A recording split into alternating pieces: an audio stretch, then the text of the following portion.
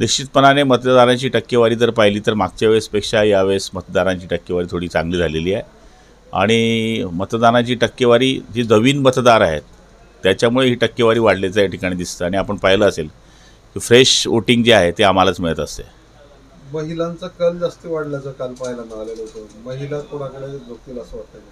महिलांचा फार मोठा कल, तुम्ही जे बोलला ते सत्य आहे। महिलांचे जथ्थेचे जथ्थे काल मतदानाला निघत होते आणि मला तरी असं वाटतं की महिलांचा सक्षमीकरणाकरता जे मोदीजींनी कार्यक्रम आखला आहे किंवा शिंदे सरकारने जे कामं केलेली आहेत, 50% महिलांना तिकिटामध्ये सवलत, त्याचबरोबर 1500 रुपये मानधनात, त्याचबरोबर बचत गटांना मदत, त्याबरोबर धान्याचा विषय, ह्या सगळ्या गोष्टी महिलांशी निगडीत येतात।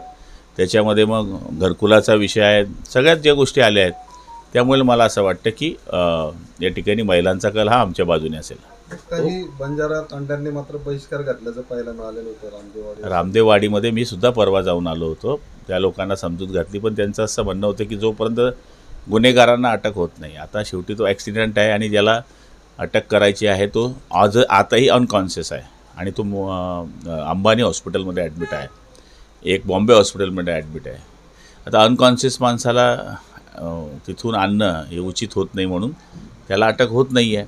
ज्या दिवशी त्या होईल तर 304 सारखा कलम माझ्या माहितीप्रमाणे ॲक्सिडेंटमध्ये कधीच लागत नाही, तो 304 कलम ज्याच्यामध्ये 10 वर्षाची शिक्षा आहे। त्या लोकांचं म्हणणं होतं की त्याला आत्ताच्या आत्ता आणा, अटक करा, तरच आम्ही मतदानाला निघू। पण आम्ही समजूत काढण्याचा प्रयत्न केला, पण शेवटी 4 जीव गेले होते, त्यांचा भावनिक विषय होता, त्यामुळे आम्ही जास्त काही गळ त्यांना घातला नाही।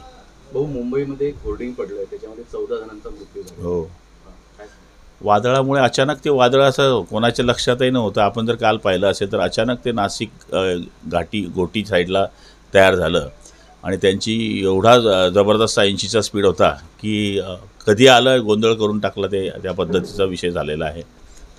त्यामुळे आता निश्चितपणाने शिंदे साहेबांनी चौकशीचे आदेश दिलेले आहेत।